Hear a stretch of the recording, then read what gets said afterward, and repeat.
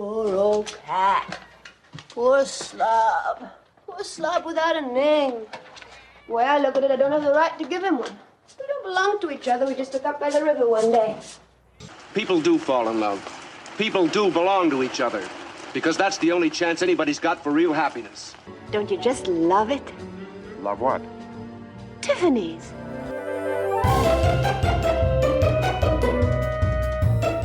Hello, I'm film historian Tony Maeda. And I'm Brad Shreve, who's just a guy who likes movies.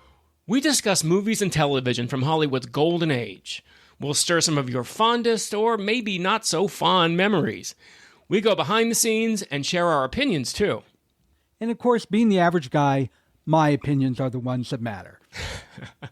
As does your self-delusion. Welcome to Going Hollywood. So, Tony, as you know, this podcast we started because you were a guest on my other podcast, Queer We Are. Right. And you were the only guest that I had on twice. I haven't had anybody else on twice so far. Really? Wait, really? Is that true? That is true. And the reason why is yours was the most popular episode. And it was so immensely popular, I said, I got to bring Tony back and we're going to talk about movies. It was like the Hunger Games of movies. You just were throwing subjects out at me. Katharine Hepburn, go. Cary Grant, go. Exactly. Yeah, it was fun. But we started talking about Breakfast at Tiffany's. And we didn't have time to get into it to give it justice. No, we did not. So we thought, let's just create a podcast so we can finally talk about it and give it justice. Exactly. That's the only reason we started a podcast. We said, we need to talk about Breakfast at Tiffany's. We better start a podcast. Yeah, and it's kind of in the zeitgeist right now because of the Ryan Murphy feud, Capote versus the Swans. So this has nothing to do with feud. It just happened to be confluence of things. That feud is happening about Capote, and we're talking about Capote's arguably his most famous writing. I mean, In Cold Blood is certainly up there too, but Breakfast at Tiffany's is legendary. So is In Cold Blood, but you know what I'm saying. I think when In Cold Blood, when it came out as a movie, was probably, I would guess, almost equal. Oh, yeah. It's certainly not as entertaining of a film because it's much darker. Yeah, much darker. It's about murder. The worst thing that happens in Breakfast at Tiffany's is a lot of smoking and some cat abuse. And that's about it. My sister adores cats. We watched it recently, and she was like, she screamed every time. Well, it's funny because I know we're going to get into this more, but, you know, in the novella, she says, like, get the fuck out. And she pushes the cat out of the taxi. Now, I know Audrey Hepburn's not going to say, get the fuck out, or fuck off, or something like that. She explicative, you know, whereas Audrey Hepburn just kind of pushes her out of the cab, or him out of the cab. I think cat's a male. Cat's a male, I believe. The cat is a male, and his name is Orangey. Orange. I think cat's better. Orangey won the Patsy Award for Top Animal Star that year. You just stumped film historian. I had no idea about that. So let's just introduce the film really quick for those that may have not seen it. I'll kind of give the technical details. I'm not going to get real deep into those. But the film came out in 1961. It starred Audrey Hepburn and George Peppard. It's a screenplay by George Axelrod. I believe he won some awards for it, but it's based on a Truman Capote novel of the same name. Yeah. Directed by Blake Edwards, who's also known for the Pink Panther film, Victor Victoria, and lots of others. The film cost $2.5 million to make. It grossed $14.5 million, which did make it a hit, because that equates, with adjusted for inflation, to $120 million today, which ain't too shabby. That's amazing. No, it was a huge hit. It was a tremendous hit. That goes without saying. What's interesting is it's become, I think, even bigger as the years have gone on. I mean, we're talking about a film which is over 60 years old. I don't know. There's something about it that speaks to people to this day. It's you know what I think it is. Maybe it's too early to get into this, but I think it's Moon River. That film without Moon River would not be nearly the romantic icon of a film that it is without Moon River. Don't you think so? You may have a point. I mean, her sitting on the fire escape, sitting there singing it, is just a beautiful part of the film. It is, but even before that, when the movie starts and the cab's coming up Fifth Avenue at dawn on its way to Tiffany's, and you get that beautiful like melancholy instrumental starting and just going da, da, you know, it's just so. It immediately takes you someplace. You know, it takes you someplace wonder. It's just so romantic. It's such a romantic song. It's such a romantic score. And I feel personally that although I enjoy the film, it wouldn't be nearly the iconic film it is without that song and that score. I think you have a good point. And it's one of those films when you think about it, you hear that song, or one of those songs when you hear it, you think of the film. Oh. They're so intertwined and they were perfect for each other. Immediately. And, they wanted to cut it. Paramount hated it. Movie studios, they wanted to cut over the rainbow. I mean, it's just like, you wonder how any decent film gets made. There has to be one sane person in the room. And I believe the legend is it was Audrey who said over my dead body, which I don't know if I believe that, but it's a great story. I've heard Audrey, and I heard one other name, and I can't remember who it was. It may have been Blake Edwards. I'm not sure. I'm sure he was, or one of the producers. I mean, who would cut Moon River from Breakfast at Tiffany's? I mean, it's inconceivable. Well, you mentioned The Wizard of Oz. The reason they wanted to cut out Somewhere Over the Rainbow is they were like, this is one of our bigger stars, and we have her walking around in hay and singing a song. Don't want her to sing in a barnyard. Yeah. And it also they felt it slowed down the movie. And as Judy said, Judy said on her TV show, she said, they didn't want to see those fat girls singing in a barnyard.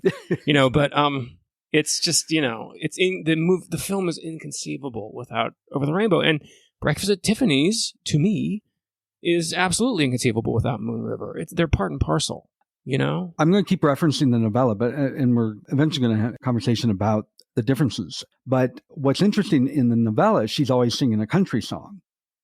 Yeah. She's from Tulip, Texas, by way of Belgium. That's why she sounds the way she does. By Belgium nobility. Yes. They were very wealthy. And I know a lot of this stuff from my last novel. Forgive me for the plug. My last novel, there was a lot of Breakfast at Tiffany's involved in it because one of the characters was a fan, the one that gets murdered. Mm-hmm. So I had to do a lot of research into it. And what I learned with Audrey was that they were this noble family. Her father left them when she was like 6 years old, I think, because he was a Nazi sympathizer. Right. And the mother was at the beginning, but when the war started, mom's like, oh, wait a minute, this isn't very cool. Dad continued to support the Nazis. And they went from a noble lifestyle to so poor they were grinding up tulip bulbs to use as flour. Oh, isn't it? Yeah. Well, that's one of the reasons why she was so thin. She never got... It's true, though. She talks about that. She was so malnourished from the war that she was always so reed thin the rest of her life. I don't know if that's She could have fattened up. She had a few years. Well, but sometimes that affects your metabolism. You know what I mean? And it's possible that you can. Now, I don't know if that's I can't think of the word. When, you're not, it might be a real story or it might not be a real story. But I mean, the truth is she suffered during the war. There's a great book called Dutch Girl, which is about her childhood and the things that she did and, the resistance to the Nazis. And it's just astounding, the things this woman accomplished in her relatively short life, particularly in the first few years. I mean, well, that's what blows me away when you consider where she started and then they hit rock bottom, like eating tulip bulbs, for God's sakes. And then she winds up this beautiful star in Hollywood who almost always played not necessarily royalty, but definitely upper crust. Aristocratic. Yeah.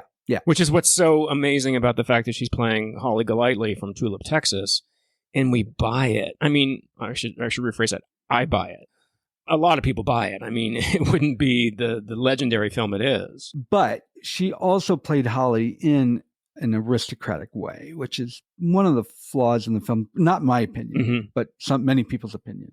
Oh, yeah. Well, I mean, there's a lot of flaws in the film. I mean, yeah, there's tons of them. Should we mention the big elephant in the room of Mickey Rooney right now, or do you want to get to it later? We're going to get into Mickey Rooney, but I want you to give a synopsis just for those that haven't seen it. I'm going to say this movie is listed throughout many places, IMDb and the other places, as romance, comedy, and drama.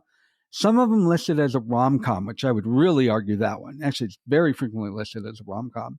Mm-hmm. But no matter how it's described, the comedy is always there. If you wouldn't list it as a romantic comedy, what would you list it as? A romance? I don't consider it. There's definitely a romance and there's definitely a lot of comedy, but there's enough drama in there.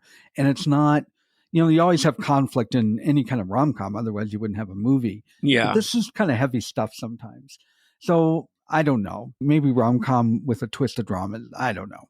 I actually ran through my head and I'm like, how would I categorize it? It's hard. Well, they designed it. Paramount designed it as a romantic comedy. And one of the reasons, I know we'll get to it later, but one of the reasons that Mickey Rooney is in this is because he was supposed to bring the comic relief. Now, that sounds ludicrous.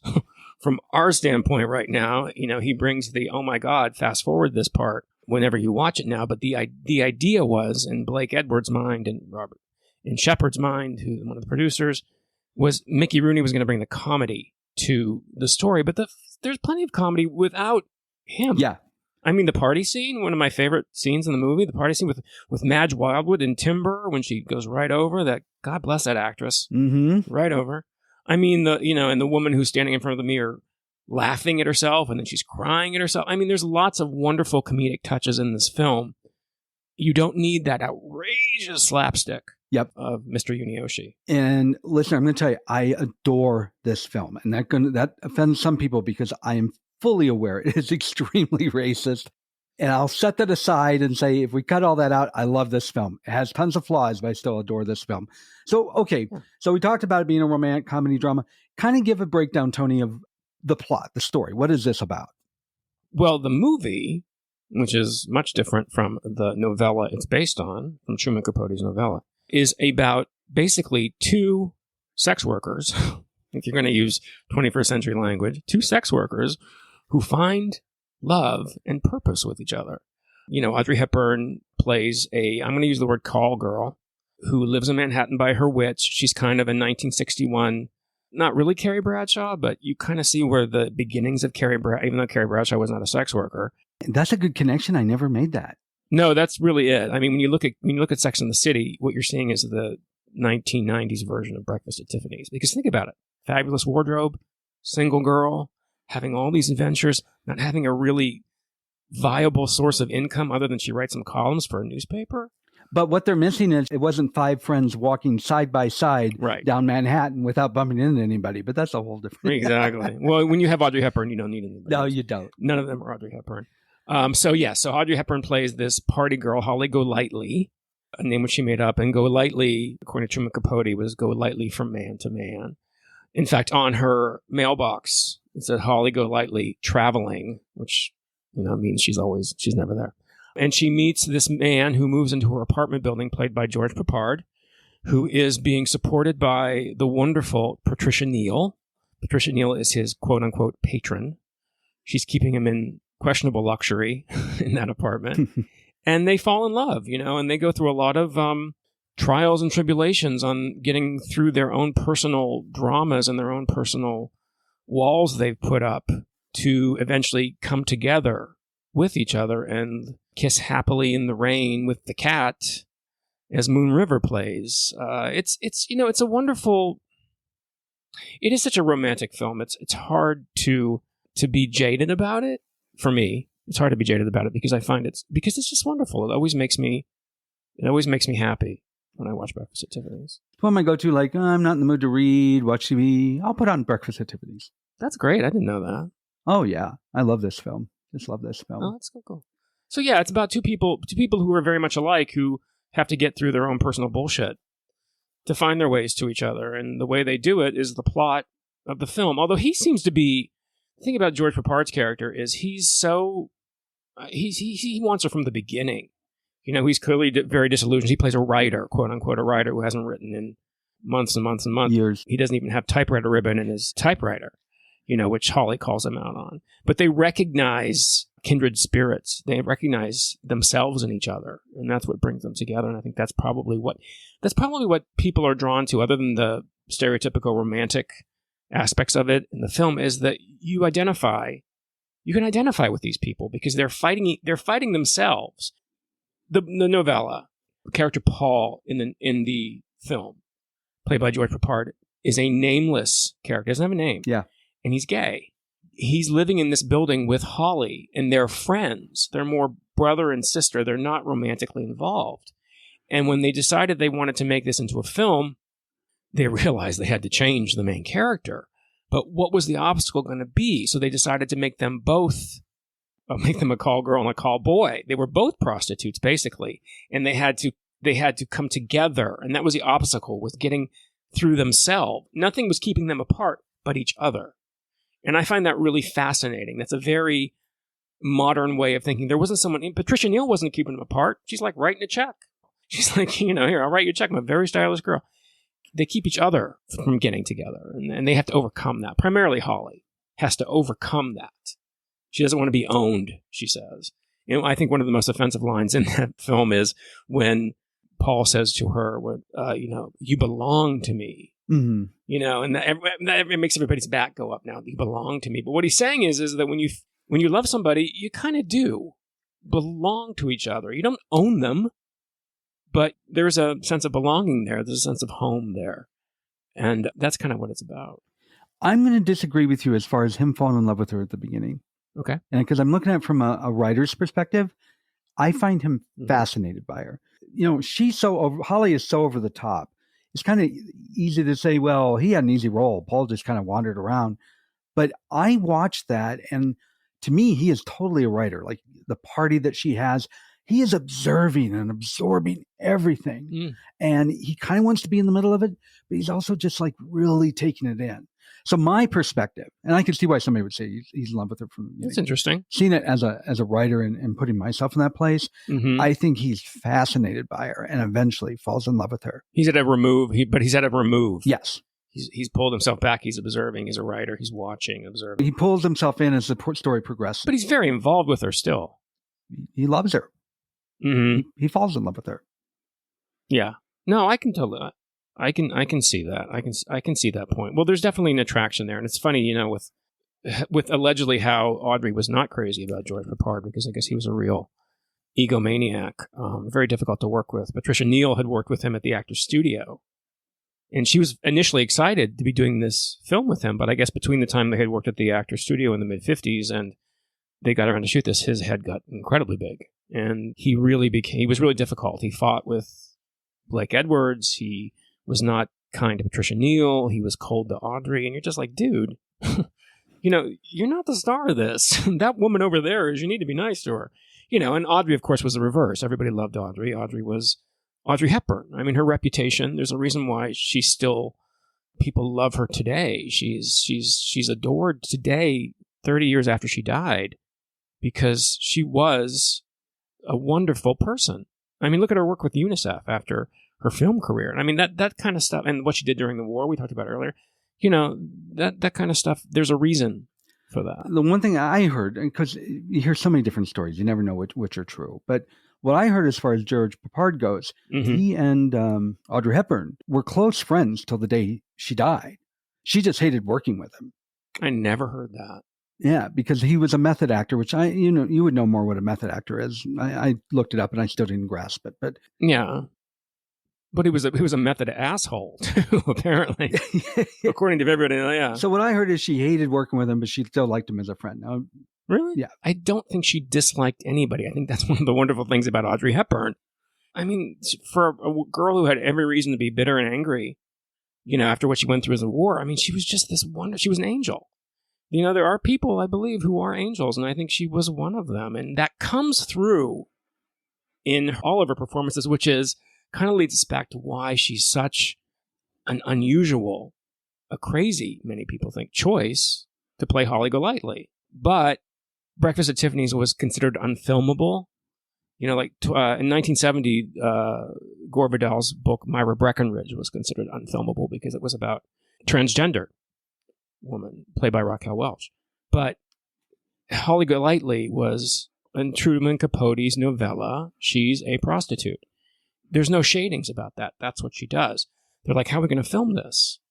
We can't do this. But so what they did was, and what they often did in Hollywood, is they would I think of it as padding the character. So you take an actor who has an enormous amount of audience identification as one thing, say a Tom Hanks, who people love. Tom Hanks brings an enormous amount of goodwill with him to anything he does.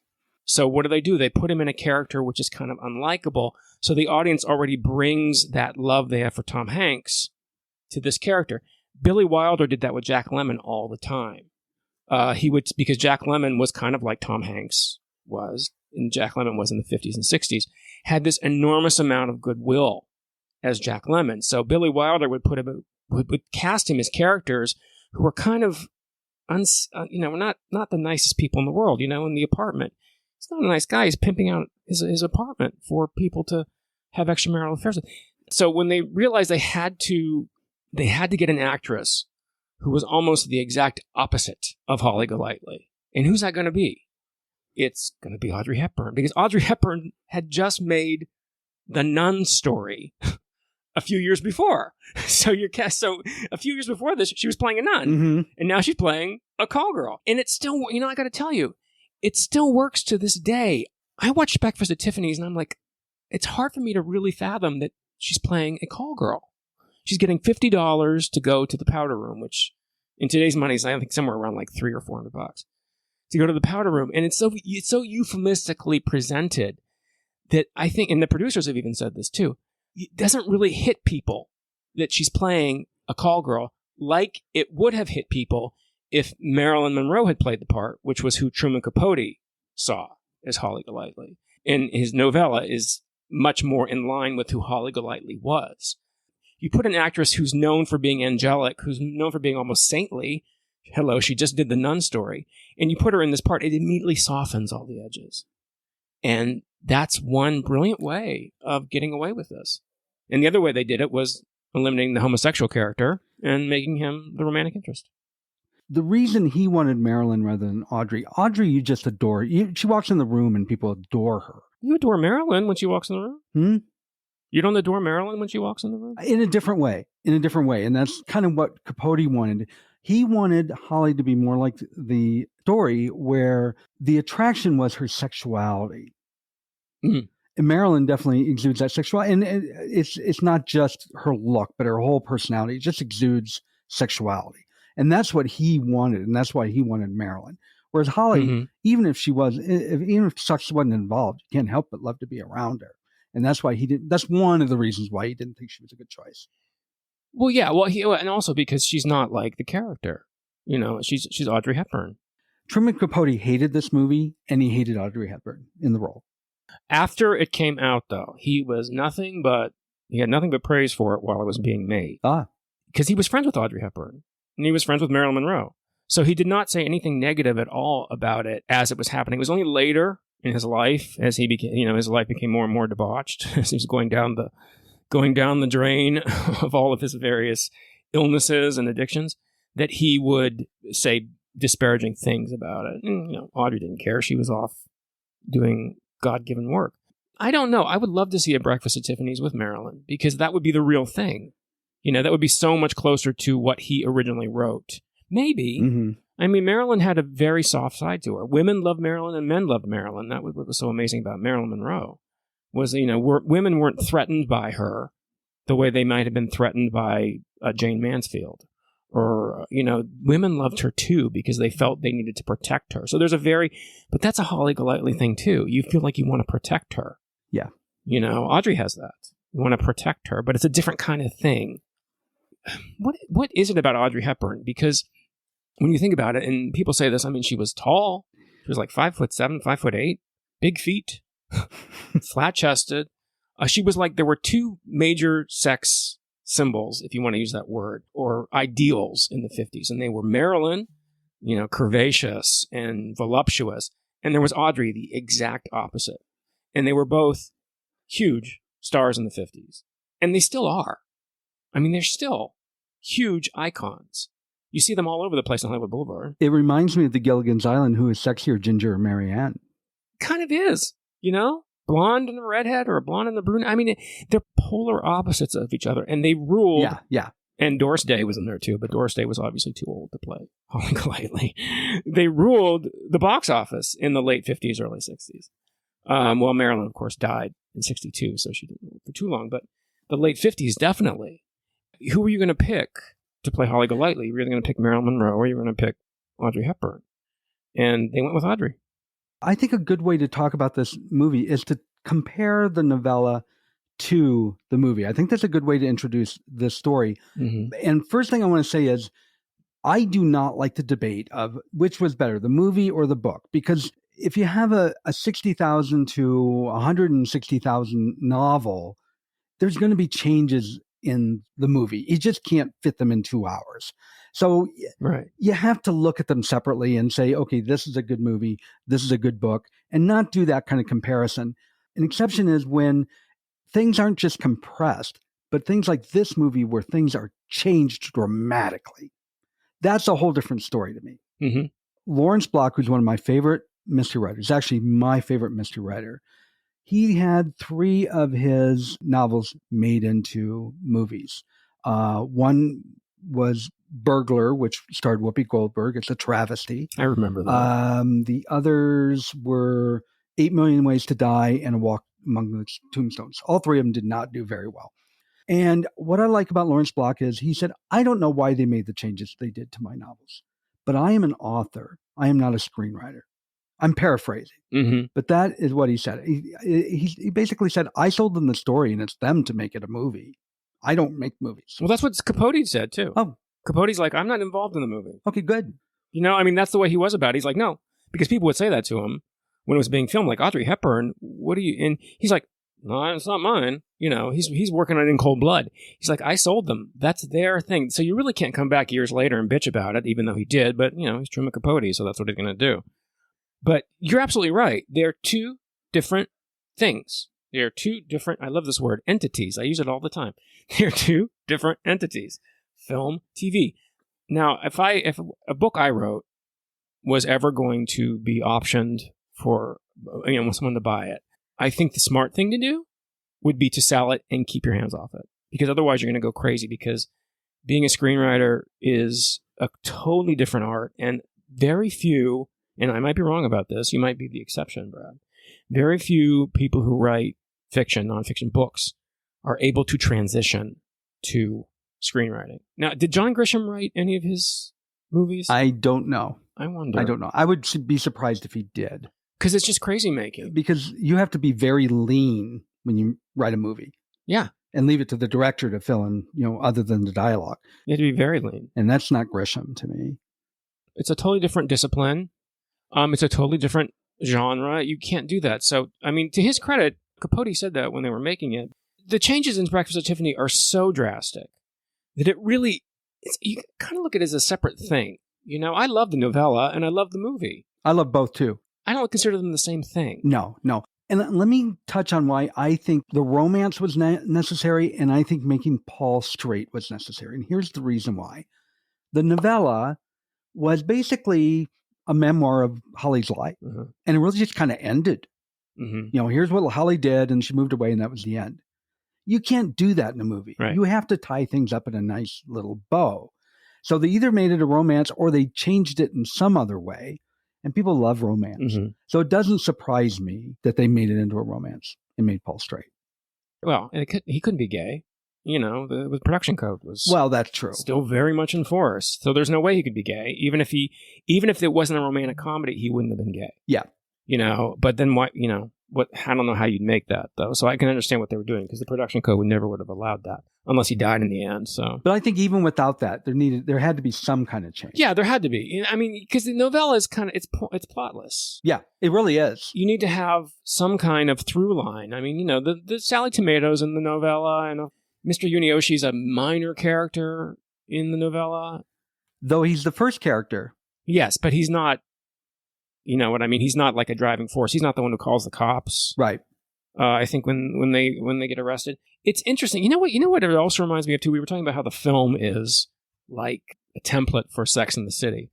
The novella, I really think, is kind of, when I was rereading it, is kind of a template for Will and Grace, because you have a gay man in a friendship, a purely platonic friendship with a heterosexual woman. Now, I'm not saying that Holly Golightly is like Grace was on Will and Grace.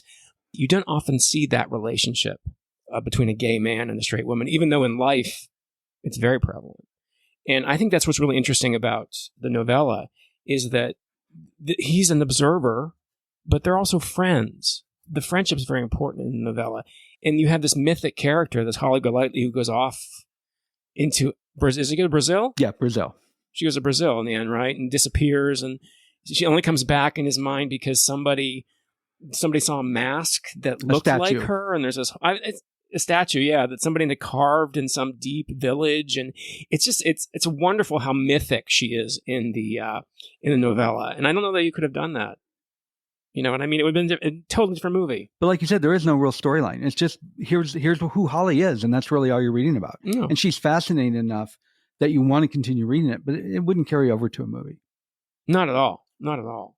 It wouldn't do that for so many reasons. That's why another reason they considered it unfilmable. It wasn't just that this stuff would never get past the censors or past the production code. It's that there was no plot. So they had to develop and so George Axelrod, here's another thing interesting too. So George Axelrod wanted to write this, once they decided they were going to do this film, he wanted to write this. He was a screenwriter. He was a screenwriter. He wrote 7-Year Itch.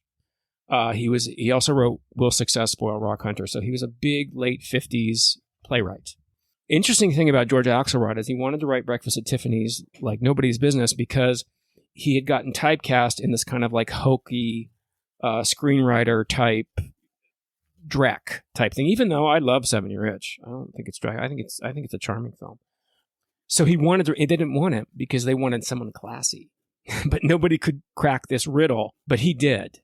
He cracked it, and so he wrote the screenplay. Now, what's interesting about George Axelrod is George Axelrod wrote The 7-Year Itch, which is the play, which is a comedy about adultery, made into a film in which no one has sex. So he wrote a sex comedy without sex for the film. He wrote Breakfast at Tiffany's about a prostitute in which no one considers her a prostitute. So he's always getting these things past the production code that somehow magically work. So he created this romantic comedy with plots, and he put in these. Remind me, is it? Do they have the shoplifting scene in the novella? I can't remember. No, none of that. The whole scene where they say, "Let's do a day where we each do something we've never done before," that doesn't exist. Okay, so no, they don't. That's the whole traditional movie point in the window and giggle thing they always do. Isn't that one of the most charming scenes in the film? And that music. Oh, I love it. The music is one of the reasons. It's Henry Mancini pre-Pink Panther, but you can hear the beginnings of the Pink Panther theme when they're kind of going through Woolworths or the 5 and 10, wherever they are, and they're kind of looking at things, and she puts her hat, a fabulous hat she has, and she puts it over the fishbowl. It is specifically Woolworths because it really surprised me. They name Woolworths. She's like, you've never shoplifted before. We need to go to Woolworths. Oh, well, there you go. See? Like, oh, okay. I'm sure Woolworths love that. They love that. Well, as much as Tiffany's did. I mean, Tiffany's, who were originally resistant to anything to do with this. I mean, Tiffany's has lived off of Breakfast at Tiffany's for over almost 60 years now. I mean, still to this day. Here's an aside I learned as I'm just it's one of those things that popped out as I was going along. Tiffany's doesn't open on Sundays, and they open specifically for that movie on Sunday. To film. Yeah, to film. Well, but a lot of it but they recreated a lot of it too in the studio. Oh, did they? Yeah, they had to because they couldn't they couldn't gotten the sound. So there were parts that were, but like the scene with John MacGyver, the salesman at Tiffany's. Yes. Character actor who's played the same character all the time, and he's still wonderful at it. Extraordinary guy. It was filmed at Paramount because they couldn't have gotten. Can you imagine trying to film in Tiffany's? I mean, that's just, yeah. But they also filmed the opening scene at 5 a.m. on a Sunday morning when she's coming up in the cab, because of course that's the only time you can even hope to get an empty street on 5th Avenue and 57th Street. And they did miraculously. And I also read too that she had 3 different dresses. Yes. The black dress, which is iconic, that she wears. There were 3 of them. One was for walking, one was for standing, and one was for her getting out of the cab. Isn't that amazing? 3. It is amazing. And that is also one of the differences between the movie and the novella. In the novella, Holly dressed down. I mean, she was frumpy because she didn't have a lot of money. Yeah, exactly. Yeah, exactly. Even though she was getting all this money from guys, she didn't have a whole lot of money. In fact, the scene where Audrey is on the fire escape singing is more what I picture the Holly in the novella looking like. Yeah. She had jeans on and a big, I think, a sweatshirt, and her hair was tied in a kerchief. That is really more the Holly that was in the novel. The Holly that's wearing all these jewels with the dress never would have been in the novel. Well, she didn't have that much money. When you have Givenchy on speed dial, I mean, you're going to, and, Edith Head was the quote unquote official costume designer at Paramount, and she was not pleased, but she also knew that with Audrey Hepburn came Givenchy. So, and thank God, You know, I mean, and again, there's that Sex and the City thing. I mean, a single girl with no visible means of income having a fabulous wardrobe, running around Manhattan. I mean, it's magical. It's the same reason why we respond to Sex and the City. So for people who don't understand what Breakfast at Tiffany's is, all you got to talk to them is about Sex and the City and watch their eyes light up. That movie poster with Audrey, actually it's not a movie poster, but a poster that was popular at the time with Audrey looking in the window. You were in Breakfast at Tiffany's looking out at her. The jewels are there and she's standing there eating her croissant. Mm-hmm. Beautiful picture. That was hanging up in every college girl's dorm room throughout the country. And it's gorgeous. Oh, yeah. And a few guys, too. A few college dorm rooms for guys, too, I'm sure. Well, I want to let you know, 20 years ago, the Givenchy sold for $807,000. Or one of them, at least. But didn't Marilyn Monroe's dress sold for more? Isn't that funny? 70-year-old dress sold. That doesn't surprise me. Well, actually, no. You would think they're both iconic. Little black dress. Yes. Yeah. I know what you mean. That money went to, this shows how Audrey was so involved in charities. The money that they made off that dress went to the City of Hope, which helps India's poor. Oh, an angel. Yeah. An angel on earth. Yep. That's why she died so young, because God wanted her back.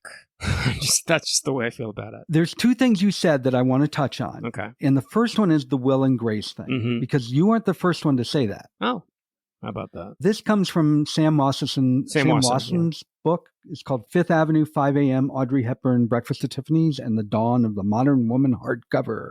Mm-hmm. He says this about Audrey and Paul's relationship. He said, they share an intimacy that isn't tethered to their erotic and financial needs. We're talking about the novella. Yeah. In other words, they can love each other freely the way no two married people can. In taking on that, Jeffrey Davis with the Huffington Post said, that makes that movie a precursor to Will and Grace.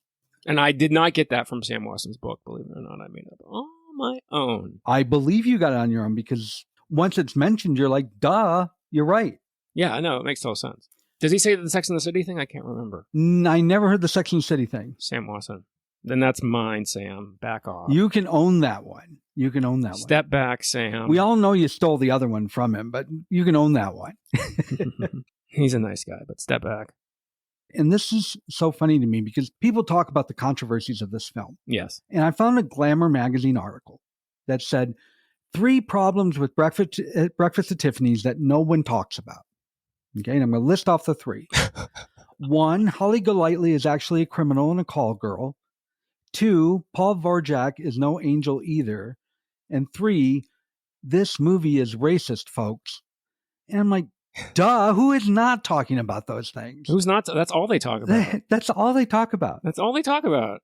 Whenever anybody criticizes this film, other than, it's always about that character. And you know what? And to their credit, Blake Edwards, later in his life, Shepard, the producer, later in his life, actually during the filming, I think Shepard was like, this is not good. This is not good. But the story is that Blake Edwards was close with Mickey Rooney. They were roommates in the 40s, which I don't understand. Mickey Rooney was like the #1 box office star in the early 40s. Why did he have a roommate? That makes sense. But anyway, he was close with Mickey. He was close with Mickey Rooney, and Mickey Rooney at that time needed the work, first of all, and they really thought Blake thought it was a funny thing. And we're talking about Blake Edwards here. I mean, he's not exactly the arbiter of great taste. I mean, I love Victoria, but I mean, some of the other stuff, you're just like, oof. There's a lot of things. So you kind of see why Blake Edwards would have thought that was funny. And he said it was necessary to sell this film, to have Mickey Rooney's name on it and to have this humor in it.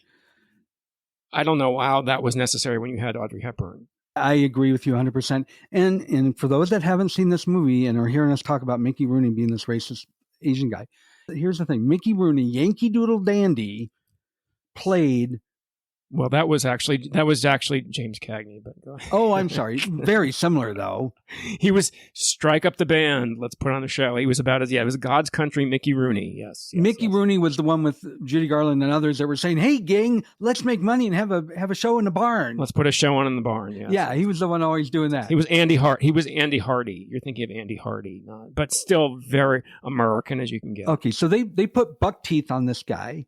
They put thick glasses on him, and he talked with this it's so offensive accent that was just, and it was all for laughs. He was clumsy, every stereotype you'd ever pictured that they would do during World War II about what the Japanese were like. Yeah, it very much was that whole throwback to how they used to denigrate Japanese during World War II. It was like, but World War II was, 15 years ago, so we need to move forward. They all swore about, if I could take that out, I would. Later, of course. Well, I get a touch on what Mickey Rooney said. Except Mickey, maybe the Mick didn't. Well, he did in his kind of, to me, right-wing kind of way. Mm-hmm. Blake Edwards did express regret. Hands down, he said he hated it. He wished he could do it all over, that sort of thing. Right. Mickey Rooney, when Asian Pacific Islanders group went to, I remember that. I think the city of Sacramento, and talked about how offensive this movie was and derogatory and that sort of thing. Mm-hmm. Here was Mickey Rooney's response. He was 88 years old at the time. He said, "It breaks my heart. Blake Edwards, who directed the picture, wanted me to do it because he was a comedy director. They hired me to do this overboard, and we had fun doing it. Never in all the more than 40 years after we made it, not one complaint. Every place I've gone in the world, people say, 'You were so funny.' Asians and Chinese come up to me and say, 'Mickey, you were out of this world.'" I have to throw Mickey's wife in there. His wife was named Jan. Mm-hmm. She had to point out that when they were married in Hong Kong, and they loved Japanese art and Japanese food and Japanese culture, and the role was meant to be fun. And she said, "It's terribly sad, and I feel bad for the people taking offense." So first of all, if you're white and you're complaining about a minority complaining about being an offense, you have no right to do so. Right. Second of all, she added, and this is some of my best friends are gay. She said, mm-hmm. Some of our best friends are Asian, or something of that nature. So crazy. Mickey's final words on this were, "Had I known it would have offended people, I wouldn't have done it. Those who didn't like it, I forgive them, and God bless America. God bless the universe. God bless the Japanese, the Chinese, the Indians, and all of them. Let's have peace." It's just, yeah. He didn't get it. No, but at this point, please, Mickey Rooney didn't get a lot in the last years. The poor guy. He was, I remember seeing him at the TCM Film Festival in 2012 or 2013, and it was funny. I'll tell a little story. Cabaret was the film being honored that night, and I was in the section with Liza, and Mickey was there. And Liza turned to my friend that I was there with and said, "Do not let him next to me, please." Now, this is Judy Garland's daughter saying, "Do not let Mickey Rooney next to me." But I just thought that was funny. I only tell that because Mickey Rooney, in the end of his life, was, he wasn't all there. But he lived a very long time, so God bless him. But the thing about this is that I think is unfortunate. Why didn't Blake Edwards, maybe he just didn't occur to him. He's like, who cares? It was, 45, 50 years ago. Before he died. Why didn't Blake Edwards go there and do a director's cut and just excise Mickey Rooney out? Because you know what? Because watching it, the only time that character is really pivotal is that he calls the cops. So there could have been a way, or he doesn't call the cops. He's there when the cops come to pick her up after Sally Tomato has been arrested. And he's there. There could have been a way to get around that. They could have fudged that somehow. But every other thing, he's not in the scene with anybody. Her never having her key. They could have cut him out surgically. And always calling him to let her in the building is in the novella quite a bit. And that is critical to her character, her whole careless, devil-may-care attitude. Right. You hire a Japanese actor to say the lines, and you cut out Mickey Rooney, and you loop him in. I don't think this would have occurred to Blake Edwards. It probably doesn't occur to anybody but Barbra Streisand, who's constantly redoing her movies. She just redid The Way We Were. Yeah. Even though she wasn't the director, she's Barbra Streisand. She wants to redo it. So I just think it would be really interesting. And maybe this can still happen. Yeah. If somebody just goes in there and just surgically removes the Mickey Rooney scenes, hires Japanese-American actor to record the lines when they're necessary, the Miss Golightly, I protest, and bye-bye, Mr. Yunioshi. He says that 100. I must protest. And yeah, it's terrible. It's horrible. So hire an actor to do it that's authentic, when you're not doing yellowface. And that's fine. And the movie is not affected at all. No. If they did that. So that's my challenge to a filmmaker. I'll help you out with it.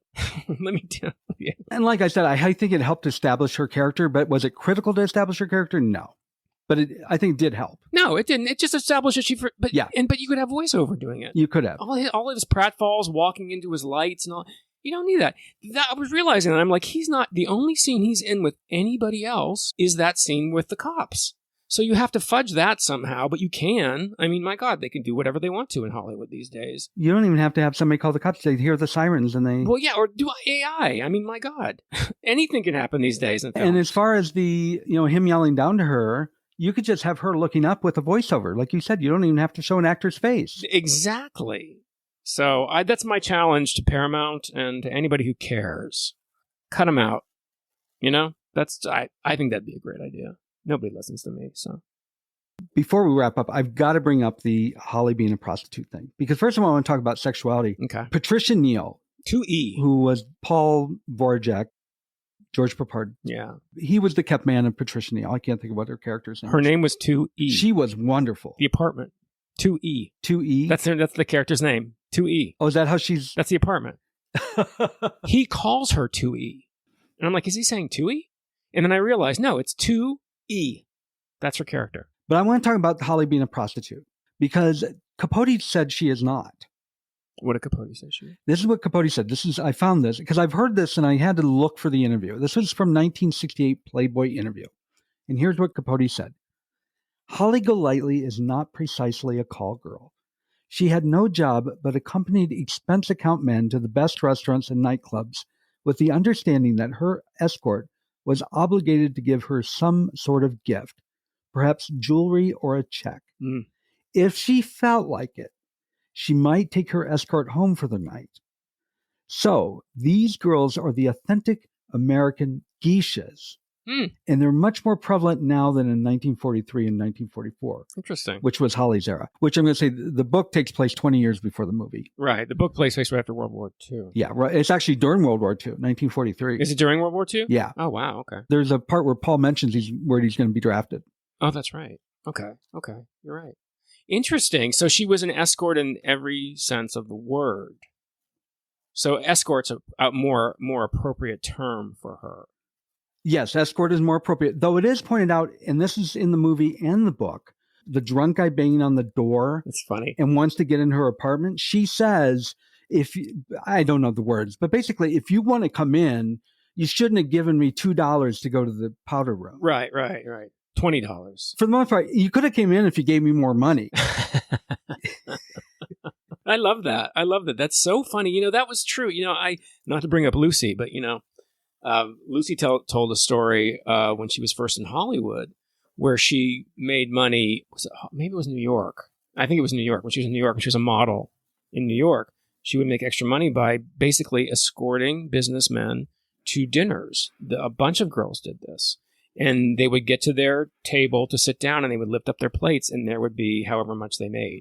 And they put in their purse. And basically they were escorts.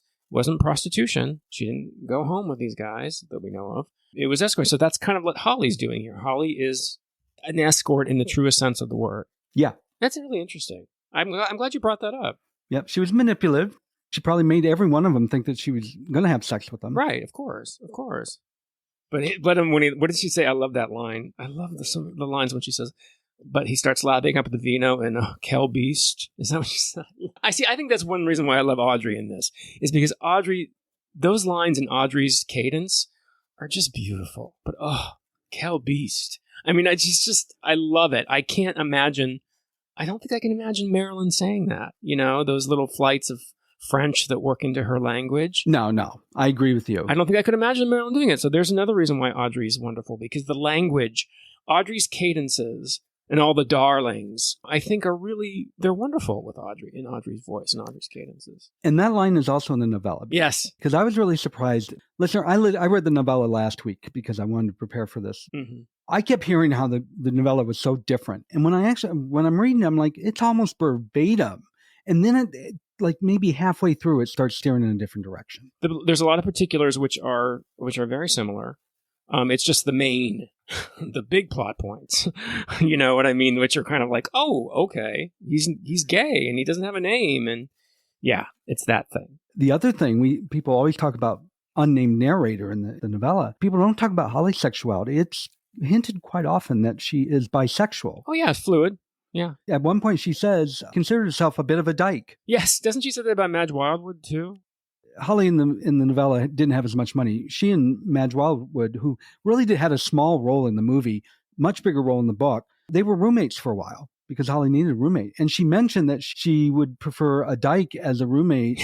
This is before Madge moved in, because they would keep the place clean. That's so great. I don't remember that. That's so great. Speaking of Madge Wildwood, props to that actress. I hear she was terrified, which doing a full frontal fall like that. Yeah. When she goes to a frightening thing, even though your mattress is there. And I guess she did it like 2 or 3 times. And because that's a frightening thing to do. She may have done that 2 or 3 times. As I understand, that whole scene, they were just told, do it. Yes. He actually threw a party. There was no script. Just do it. Blake Edwards threw a party and people were really drinking. And they would come up with these bits, that great bit with the 2 actors and the guy's got the eye patch and they're arguing. Yes. And he flips it up and he continues. It's a genius bit. I love that. Yeah. I love the woman laughing in front of the mirror, then crying in front of the mirror. The whole thing with the cigarette, lighting that woman's hair on fire, and then Holly putting it out by, turning that guy's wrist to look at the time, totally oblivious to the fire. I mean, it's a great scene. It's a great scene. And what I love about that scene, Martin Balsam's character, who we really haven't touched on, and his big line in the movie is she a phony? Is she phony? In that party, you can tell everybody's a phony. Isn't that it's in the novella too, isn't it? It is in the novella, yes. Yes, he kind of elaborates a little more what he means, but for the most part, yeah. Is she a phony? Well, she is a phony, but she believes what she's saying, so she's a real phony. Yeah. But everybody in that party is a phony. Yeah. Like the guy with the eye patch flipped up. No, it's great. All devised on the fly. Yeah. Not scripted. You're absolutely right. And I think that, say what you will about Blake Edwards, there are times when he's right on, and I think that party scene he's right on. He's right on the money with that. It's a great scene. There, all these people, I guess, Holly didn't know, and she didn't. She said word gets around, right? Yeah, and it's this teeny tiny studio packed full of all these different economic levels, and it's a great scene. Great scene. But I would take that apartment in a New York minute. It's a little apartment, but great apartment. I'm glad that we chose to revisit this in our very first episode of this podcast. I think that it needed to be talked about, and I'm glad we talked about it. And my offer stands. If anybody wants me to I'll help cut out Mr. Yunioshi in a minute. Paramount, just let me know. Do you enjoy going to Hollywood? Well, of course you do. And Tony and I would like you to do something for us, and more important, for other podcast listeners out there. Go to Apple Podcasts, iTunes, Spotify, or wherever you listen to your podcasts, and rate and review this show. A 5-star would be especially nice. That way, when others are looking for a new show, they'll see ours and see those reviews, and they will stop and listen. And boy, that will make their day.